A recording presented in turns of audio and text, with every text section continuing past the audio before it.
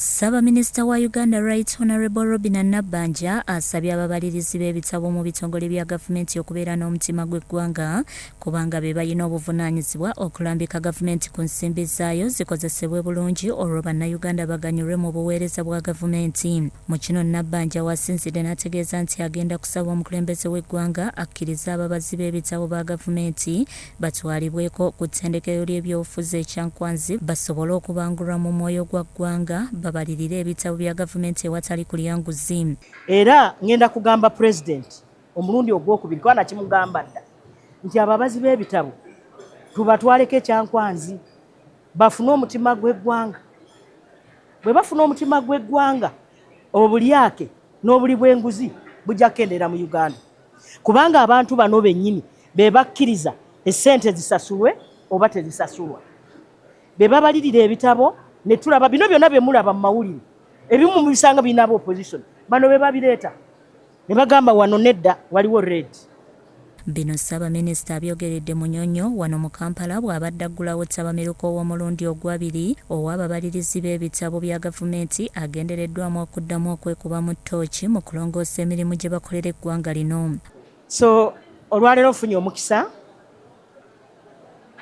okuba mu conference oba okuggulawo conference ya ababazi b'ebitabo mu Uganda yonna. Nkozesezza obumanyi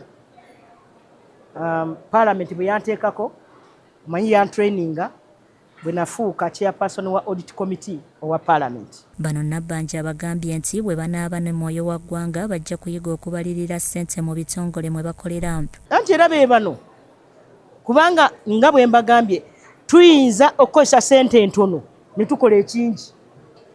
Yensonga lwaki mbalaza olutindo abaminisitule baali balwagala bilioni 16 aba district nga baagala bilioni 8 aba contract abamu be twaleeta nga baagala bilioni 3 mu emitwalo 6 twalukolesa milioni 4.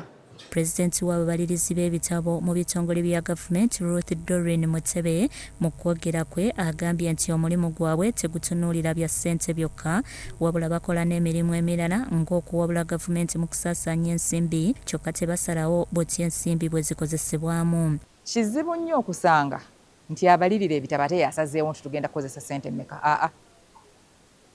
Si yasalawo abavuganya ekitongole oba omukulu w'ekitongole be bakola ki be basalawo. Ffe nga ba-internal auditor tujja kukola ekisoboka okulaba nga mu nkola yaffe tuteekamu engeri etuyamba okukwasa abantu ababeera bakoze eki ababeera bakozesezza obubi si ssente zokka naye n'ebiseera n'ebintu ebirala byonna ebikozesezebwa mu ggwanga. Byachambadde Lawrence, Crossall TV, Omunyo.